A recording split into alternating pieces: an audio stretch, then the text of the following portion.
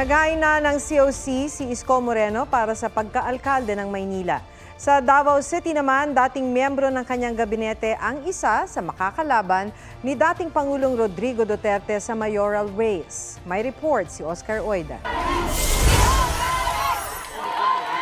Muling nabuhay ang laban sa politika ng mga Duterte at mga Nograles sa Davao City. Naghain ng Certificate of Candidacy sa pagkaalkalde si Atty. Carlo Nograles. Makakalaban niya si dating Pangulong Duterte na nag-file na ng COC kahapon. Kitang mga taga-Davao, deserve nato ang dunay choice.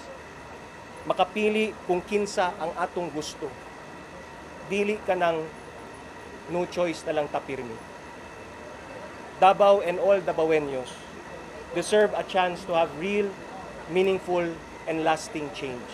Bago maghain ng COC, nag-resign bilang chairperson ng Civil Service Commission si Nograles kahapon. Matagal na naging magkalaban sa politika ang mga Duterte at mga Nograles. Pero nagbago ang ihip ng hangin nang i-endorso ng mga Nograles si Duterte sa pagkapresidente noong eleksyon 2016. Si Carlo, naging cabinet secretary at acting spokesman pa ni Duterte.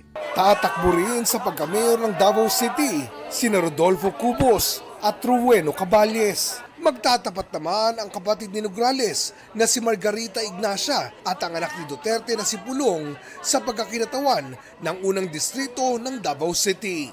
Naghain din ng COC sa pagka-congressman ng 1st District, sina Rex Labis at Janet Labines.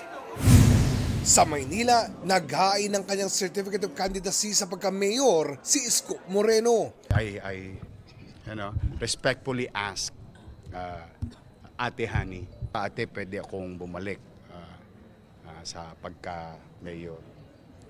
And swiftly, she answered, no, I'm running for re-election. Karapatan naman din niya yun. So what I did is kiss her, said goodbye, and hug Doc Pox. Kasi alam mo, ito mahal na mahal ko yung mga yan, sa totoo lang. Mahal, dahil kay Danny Lacuna. Ang ama ni Mayor Harry Lacuna na si dating Manila Vice Mayor Danny Lacuna ang naging mentor daw ni Isko sa politika. The last time we spoke to each other was, I think, July 12. Sabi ko niya, tatakbo po siya. Wala po akong sinabi. Pinakinggan ko lang po siya. That's face-to-face po.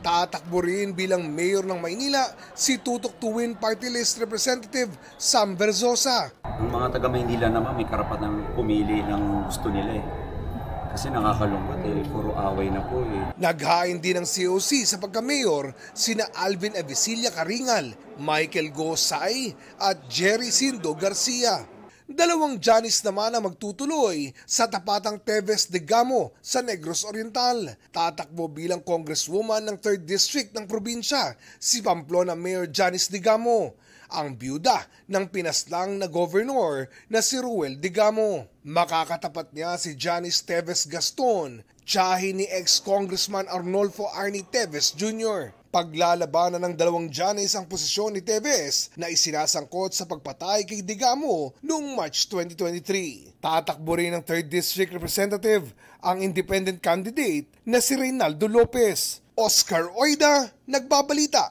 para sa GMA Integrated News. Huwag magpahuli sa mga balitang dapat ninyong malaman. Mag-subscribe sa GMA Integrated News sa YouTube. Sa mga kapuso abroad, subaybayan nyo kami sa GMA Pinoy TV at sa www.gmanews.tv.